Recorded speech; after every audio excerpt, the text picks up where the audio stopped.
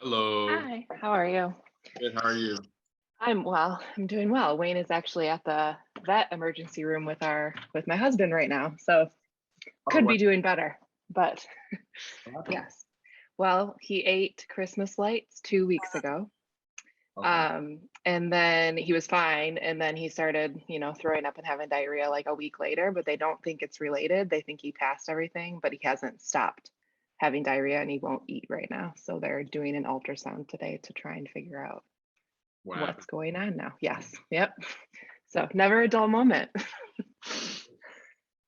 I'm, he ate Christmas light. That's strange.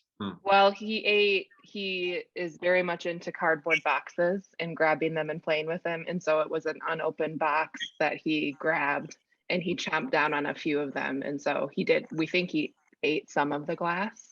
We're Uh, pretty sure he did. We're not sure there was glass on the floor, but um, yeah. So I will help all as well with yes, um, yes. but cool. So on the form and everything, just before we get started, Mhm. it says that the consultation is recorded. Yep. All our lessons in general are just are usually recorded. So just a heads up on that. Yep. But go ahead and fill me in on Wayne, what Yep.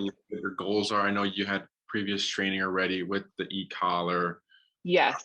Found this the found do the e-collar training, or is that someone else? So they did, but it was only in the last part of it, and we were under the understanding that it was for the whole time, but then they did not do it for the whole time. So that's kind of what we're looking for is more e-collar training with them. Our other older dog, who's 6, is completely e-collar trained, and so we're hoping to have the same with Wayne. We know all dogs are different, and so they aren't going to act the same, but we're hoping to be able to do camping and hiking and all of those things with him, e-collar trained as well. When he was at Found, there was some shift over of some trainers in the middle of the time he was there. And even like to get our appointments, like people were 30 to 40 minutes late. And it just didn't feel like he was probably getting the attention that he was supposed to during a 3-week board and train. Mhm. And I mean, he definitely learned things for sure, but is very much motivated only rather than e-collar as much. And so if we don't have treats on us, it's not going to happen. Um, and and they mainly were working on loose lease walking rather than doing like recall and things like that we're really hoping to work on with him as well. Got it. Okay. So Okay. And then yes. so anything else you're trying to adjust with Wayne, or any other goals you have with Wayne I should know about, anything like that? I mean, overall, I mean, he's a stubborn dog. At least with us, he's a stubborn dog. I mean, he listens, but not always. And so, I mean, we're working on a lot of just the obedience things as well. He did learn place while he was doing board and train, but it's a very short period of time. And we've tried to practice with him, but we're both also working full time and trying to do everything. And so we just want to proof that more so that he's able to do place. He is very excitable when new people come in. He is a pandemic puppy and we don't have many people over, but he's jumping and all of that stuff. So we're working on that with him too. Um, yeah, and I feel like other things like they said at Found that he was not reactive, and we don't like I don't think he's reactive, but they said that like minor reactivity to things that scare him. So we're working on that with him, but we don't see it often anymore. Like he's on walks and stuff, he's fine now. At our front fence, he definitely reacts to other dogs coming by, but um I mean, he goes to daycare and stuff like that and is totally fine as well with dogs in the dog park and everything too. So we don't see any of that behavior Okay. besides, I think, fence mostly. Got it. Okay. So Anything else you should know about Wayne? I don't think so. I mean, what else do you guys I don't know what else to share. Yeah. So yeah, I was just kind of seeing what your goals are. We should kind of explain already the recall and improved Mhm. place, and just more e-collar training in general to, like, like you Yes. said, to for the camping trips and everything, like you said. Yeah. Um, for us, we've seen Wayne will bark here and there, but it's more of Yeah. like a needy type bark, like I want to play. Mhm. So he'll do that bark, but the most we've seen here, I've never really noticed that he's been like of a nervous or like a fearful type of guy. He's always just been like, I want to play. I'm going to start barking. That's all we've seen here. Okay. What else? Okay. I know you use the mini educator, right? Yes, we do. And we're open to changing if you guys change to something else too.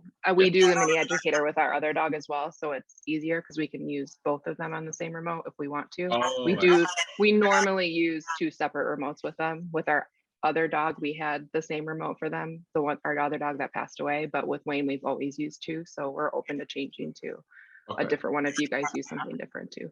Okay. Because from what I saw when he was here with the mini educator, I needed to be like really high on the numbers. I think there was one day where you noticed it too. You're like, oh wow, he was really high here.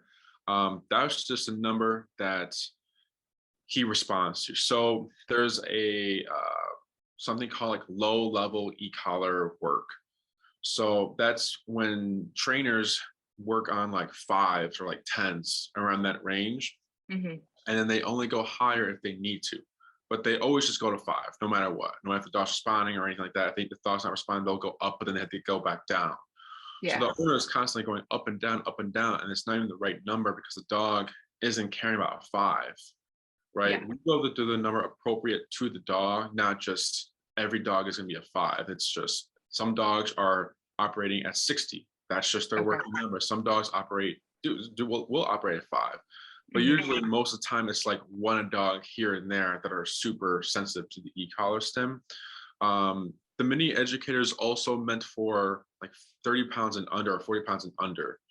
So Wayne is, although he isn't that heavy, he is a bigger breed. So then the model is also incorrect for his size. So that's also why that the number could be high for us, because we're also here, we're trying to stop him from being needy and barky. So that's why we needed that high number, because he still was barking. And no matter what number you were at for the lower ones, he was barking. So then I ended up on, I don't know what I ended up on. I ended up on a high number, and then he stopped barking for the whole day. Maybe for obedience, like place or sit, maybe you are those low numbers because there's nothing going on. You're just telling him to do a command. It's controlled. There's nothing, and nothing's happening. So okay, I'll do it. But then when you enter these different environments where you need him to stop barking or stop pulling, or like something's happening, or you need to recall when there's like in a dog park and there's like a dog fight going on, you need more power. The mini educator is not going to help you, because I had the same issue with my dog. I had a German Shepherd. He's the mini educator, and for obedience, he'll stay, sit down, come place, was great. But then once it was like, right? It didn't work. She did not care. And I was at 100. I think, it doesn't say 100, but it says like high or something like that. I went to high and she did not care. But she was super responsive with her regular, like when it was controlled, like I see the twitch, she respond quick. But then we needed the power, it wasn't there. So that's where I was struggling with, is that I needed more power, because for those moments, it's not going to help. So that's what I recommend that we do. And you guys what do you guys use again? Dogtra. Okay. He'd probably be on the black edition. Or the 2300. So it just depends on like how you want to go about that. The 2300 would be good because it's not like we're not dealing with like a behavioral case. But then it's like, it comes down to like aesthetics, because the black edition isn't like a box, it's like curved. If you're like, well, that looks better, you can have that. But if you don't care about the looks or anything, the 2300 is more of a bulky like box. Like I'm pretty sure it's bigger than the mini educator. So it just comes down to like if you care about aesthetics or not. For Wayne, we would we only teach with e-collar. So we don't do any of the food stuff, because from what we've seen, you can do all the food stuff you like and everything, but let's say Wayne knows down with food, right? if maybe he gets up and you wanted to use the e-collar, he's not going to be able to connect two dots. He's not going to know that this means to lay back down because he was never taught to lay down with the e-collar. He was only taught to lay down with the food.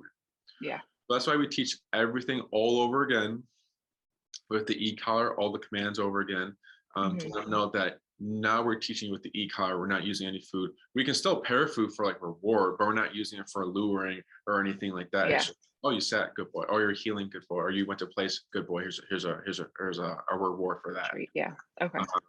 But our like you said, our program is only like we only do e-collar training. Prong collar, I think he's on prong collar too, right? He's on a prong collar, yeah. And that's what they started with at Bound, was doing like pressure. And so he was starting to do sitting and down and all of that with pressure and luring. And then they layered in the e-collar, but like, you know what I'm talking about. It's a good we do that as well for like puppies under 6 months. So if we're getting like a big breed puppy, like we had a Doberman, she was 5 months old, and then she was gonna be a European Doberman, so she was gonna be like those big ones. Yeah. And we want e-collar training, so we're like, okay. She's like, I want to train, and for us, the training is for life. So like for some clients, we hear like the trainer has been with me for like 3 years, and we want to kind of get more advanced training. Like 3 years, you've had a train for 3 years. For us, you do the program and then we're done. Like you're set for life. So she's like, okay, well, I want to do everything then, like right now. So we had to do food. We did prong collar to e-collar. So we did 1 week prong. She was a board and train, 1 week prong, and 3 weeks e-collar. Because of how young she is, that sometimes puppies have a hard time understanding like the e-collar pressure. So we have to introduce them to it first, then e-collar. After 6 months, you don't need to do that. It's just, we can go straight to e-collar, because if I already know that positive reinforcement has a really low ceiling of success and like responsiveness, prong collar, you can teach, like you said, heel, stay, sit down, come, place the prong collar. But the issue is that, what if Wayne is, wants a squirrel more than the prong? He's not going to listen to the prong collar for a squirrel. Yes, dogs are able to override the prong collar. Or what if, the prong collar breaks? Like, how are you able to connect to Wayne to make him turn around and come back to you? So that has a low ceiling rate as well. So the e-collar is the only one that gets to 90 to 100% of reliable obedience up to off-leash obedience. So if I'm already given all these options, I'm just going to go straight to the e-collar. Why would I mess with these other things? Yeah. So we would just reteach everything. Our style of e-collar training, and then it'd be dog straw. It's a little more what's the word? I use mini educator. Dog trust seems more like kind of straightforward, because I know there's a lot of different functions. It gets more fancier on the mini educator. There's like the beeper. You can like lock it. You can like make the boost, right? You can like for dog trust, it's just you have basically just using one button. And then you have your dial, and then the on and off, vibrate, and then continuous. So it's really simple. You get a mile to half mile long range. They're rechargeable. They still last long. I've had my mini educator for a while. I've had my dog truck for the same amount of time. They're still going for a long time. Any other questions so far? I don't think so. No, I don't. We're pretty open to anything. I mean, we know how e-collar works because of our 2 other coon hounds that we've trained with e-collar as well. So we know that it works, and we just haven't had the time ourselves to do it with him like we should. So we knew we wanted to get him back into another program that used e-collar only, because we saw that the food and e-collar combined, he's listens for the food. And he still, like on walks and stuff like that, when we do, they did not use the word heel either, which is frustrating to me, because it's not they do something like right here and it gets them back into place. But he listens with the e-collar during that. When we're on walks, if there's a squirrel, we're done unless I crank it all the way up. But he was much better at walking with the e-collar. So I mean, we still want to work on walking and make it so that he's proofed on that, because he's very excitable about other dogs and squirrels and all of those things. Okay. But yeah. Okay. And were you looking for like a board and train program or daycare and train or in We were person? gonna do daycare and train, is what we were thinking of. And we were open to what you guys think of how many weeks would be helpful for him. We're really open to anything. So for daycare and train, we have the 5-day bundle, 10-day, 15 and 20. Okay. So think of the 10-day, you walk your dog around the block, it's structured, no squirrels, none of that, none of the distractions, structured. And then you have recall when you like take him to like a dog park or like an open area, and then you go home. That's like what the 10-day kind of covers. Command wise, we still go over heel, stay, sit, down, come, place. We still do all 6 commands with whatever program we're using. Okay. With the programs, how they work is just how much control you're wanting. So like the 15-day, we just have for a longer time, and we're doing more proofing. And it's more of like, let's say you want to bring him to like an outdoor patio area and you want him to lay down and move for like 2 hours. That's like what the 15 is. And then the 20-day bundle is like everything. Like it's like the off-leash stuff. We're doing a little more long leash work to build them off to off-leash reliability and off-leash life for you to take him camping and everything like that. With the programs, for every 5th day, you get a video. So if you do the 10-day, you get 2 videos, the 15, 3 videos, the 20-day, the 4 videos. The 10, how the videos work. So the first video, you always get the first video is the introduction, like the foundational. So you're seeing me, work with him with the e-collar. You're seeing how he responds to it. You see how we work him through. If maybe he gets a little confused, like how he worked through that confusion. So you're seeing me teach him heel, stay, sit, down, come, place. All 6 commands in that video. Once I teach those commands, then the other trainers, the other handlers start to reinforce everything. So teaching and like practicing it is a little bit different. So I teach it first. Once he's like, oh, I know what to do, then everyone can start working. And so he starts to get his repetitions throughout the day. So he's getting a lot of sessions throughout the day. If everyone, everyone does a session. Once that first video is done, once he enters his next 5 days, he gets the 2nd week video, which is us transferring his obedience to the long leash phase. I'm holding a 30-foot long leash and I'm doing heel, stay, sit, down, come, place. All those commands with a 30-foot long leash, letting him know, hey, buddy, you have all this room to make mistakes, make them. We're still going to make things happen. The 3rd week video is us transferring his obedience, again, long leash dragging into the playpen with other dogs around. So it's just a more distracted area, teaching you how to handle it when a dog runs up on Wayne when he's supposed to be in a down command, like what to do there. And then the 4th week video is when we take Wayne to either Horner Park or Oz Park, and we teach you how to transfer his obedience there. And sometimes we do touch upon like the off-leash stuff at the parks as well for you to see. So it depends how much control you're wanting. Minimum for you, I'd say like the 10-day bundle. Yeah. We're like, well, I kind of, maybe we do the 10-day bundle, right? Because with the daycare and trains, you get follow-up lessons. So the 10-day, you get 3 hours of follow-up lessons, like one-on-one time. Okay. So you get your videos, and then maybe you practice a little bit, and then you're like, hey, Enrique, he's better with the squirrels, but now he's still excited, like on the walks. Like squirrels are not an issue, but maybe it's something else. Okay, we teach how to do that. Or we just, the follow-up lessons are mostly just to transfer everything to you. So all the commands, to make sure everything is being practiced correctly and everything's going great. Maybe after this 10-day and after our follow-up lessons, you're like, wow, I want more. Then you can add more, you can buy another daycare and train bundle if you like.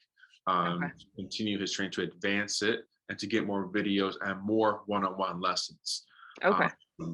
Or maybe you're like, I still want to get trained, but I don't want to do like another daycare and train bundle. You can do what's called add-on training sessions. So if you decide to bring it back to daycare, you can add a session in for us to work on something, like maybe like you buy a 5-day, 5 add-on training session, and maybe you're like, work on recall for 2 sessions, and the next 3, please take him on training walks to like Home Depot or something. Then we can do that.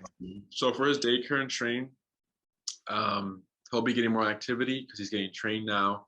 We take them for walks as well. We try to do it every day. So we have a good setup here. We have like the dog park and then Home Depot and PetSmart. They're all really close. So we try to at least walk past the dog park, go to Home Depot. If we have time, we can go to PetSmart. If not, we just go straight back to the facility. So we try to do that because it's great if the training works here in the facility, but if it's not functioning outside, then there's no point of it. So that's an important part of our program. Is just those training walks are very important to us. Any questions so far? I don't think so. I think I'll talk it over with my husband too when he's back about how long, but we'd for sure be doing 10-day, if not 15 or 20. We just really value having our dogs off leash, and we think that they enjoy it as well. So I think that's our goal for the dogs, especially when we're out of the city. Any other questions about how the program works or anything? I don't think so. What is your I mean, obviously we need to get through this, him not feeling well before we start anything and figure out what's going on. And it might be he's just being stubborn and not wanting to eat the food that they want him to eat right now, because he's also stubborn like that. I mean, he usually devours everything, but I know he's not feeling well. So, but what does your timeline look like? Like how soon can they start, or do you guys have a waiting list? What does that look like? I think for the daycare and train, I think I'd have to check with Elizabeth. So basically, after the consultation, you're gonna get a follow-up email, most likely from Elizabeth or Kim, because Elizabeth's going out of town. So Kimberly, with the program I talked about, with the prices and everything, the e-collar I recommend for Wayne, it's just gonna be a link to Amazon. You have two options. You can purchase it yourself through Amazon, or you can purchase it through us. It's the same price and everything. We just sell them here at the facility. So it just depends on how you want to go about that. If you purchase it through us, you get 30 days. If there's a malfunction within those 30 days, you can give it back to us, and then we reach out to Dog Truck and we get it fixed for you, and we borrow you a collar. She's also going to send you, I think he might need to sign another form. We updated our ginger form. So I think you might need to sign that again, update any vaccines if they need to be updated. So once all that's done, then we can start the billing and booking process. I'm pretty sure for daycare and trains, it's more flexible because they come and they come the one day, they don't come another day. So it's pretty much like, I think it's like now you can sign up. So like you said, once he's feeling better, once we get all those forms turned in, you can start as soon as you can. What else? They don't need to be like Monday, Tuesday, Wednesday, Thursday, Friday. They don't need to be what's the word? Like back to back. I do recommend you bring him at least 2 days a week, either a Monday or a Wednesday, because those are the days. We would have him come every day. Is it a negative to have him do it every day during like for 10 days straight? Would it be better to spread it out? What are your I would maybe the first so you're saying Monday through Friday or like Sunday, Saturday? Monday through Friday. For the first, like Monday through Friday, that's good if you want to do that. But I say for the last few days, I would space them out. Just to like give him time. So for you to practice as well. I don't want the program to end and then like, oh, we were struggling with this because we rushed everything. So the first few days, they can be back to back. That's fine. But then the next, like the last few days, it's good to space them out for you to practice and then to see, clean up anything that needs to be cleaning up. In that way, does that make sense? Yeah, that makes sense. So he is currently going to the daycare that our other dog goes to too, and we'll just transfer him. Is it okay for him to come to daycare with you guys in between those training days, like if we spread out like that? Because we'll just leave him with you guys. We'll have him come to you guys every day then for that time, and probably continue with you guys in the future too, because he goes daily because he has too much energy to be at home in a crate when we're gone at work. So he goes to daycare daily, and our other dog only goes 2 days a week. So What else? Any other questions? I don't think so. I think we covered everything. Okay. Trying to think if there's anything else I'm missing.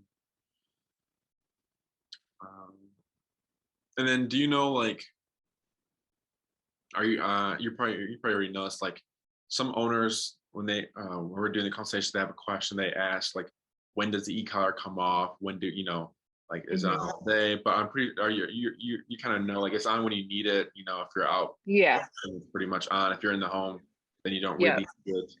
Yeah, we put it on. I mean, we use it with him when we have visitors coming, so he's staying in place when they're coming in and trying, like, working on those things with him. But we, yeah, understand Okay. that it doesn't have to be on all the time. That was the other thing. So when guests come in, there's technically two ways to go about it. Using place isn't going to fix the problem. It's just going to be like a band-aid. Okay. So think, do you know the difference between behavior and obedience? No, I mean, I should, but explain to me what you mean. For humans, think of behavior as don't lie, don't steal, don't cheat. That's behavior. And obedience is math, science, English, social studies. Okay. If you have like a serial killer, teaching him math skills or math problems isn't going to fix the issue, right? So for dogs, behavior is don't jump, don't bite, don't growl, don't whine, don't bark. And then the obedience is sit down, stay, come, place. Behavior obedience. So behavior is happening when he's jumping on the gas, he's excited, he's that's more of a behavior work. Place, we're telling him to go somewhere, but he's still thinking about doing what he wanted to do. So as soon as they break, he's just gonna go back to the guest. It's never, they don't connect for him. So what we can do for one of your follow-up lessons is an in-home. Okay. We teach you when a guest walks in or that doorbell rings, it isn't run to the door, it's actually go away from the door. So we're teaching how to let them know that, hey, I know someone's here, I know you're excited, but you need to mind your own business somewhere else, right? It's not, we're not using place, it is like go to a specific area, but we're not using any words, no commands, it's just e-collar and your body language. So it's very like a Cesar Milan type exercise we're doing with him. But it's to communicate to him, like letting him know, like, hey, I know you're excited, you need to relax though, right? That's the conversation we're having him versus, I know you're excited, go to that bed. And he's like, okay, I'm ready. Like, you know, I'm ready to jump on them. Yeah. I'm not saying that you shouldn't use place. I'm just letting you know that it's not going to fix the issue. But if like you're like, well, I know he's still excited, but he stays there and he's good, then you can still use it. It's fine. We're just giving you options, whatever works best for you and your home and everything like that. Okay. Yeah. That sounds good. So I think I got everything. Do you have any other questions? No, that's it. I think that's good. Yeah, okay. Everything seems pretty straightforward. You're very familiar with the e-collar, all the commands as well. So if any other questions pop up, you can reach out to my email. Other than that, keep an eye out for that follow-up email. Okay. Then we'll be seeing you soon. I hope Wayne is feeling better. Yeah. We just need him to eat. He lost 8 pounds also in this time period, in these 10 weeks. So that's why they're more concerned and making us get an ultrasound. Not making us, we're choosing to get an ultrasound also, but to make sure there's nothing else, you know, going on with him. So awesome. All right. Well, yeah, like I said, I hope he feels better, and then we'll be in touch. Okay. Thank you so much. Thank you. Have a good day. Hope the holidays are treating you well. Thanks. Bye.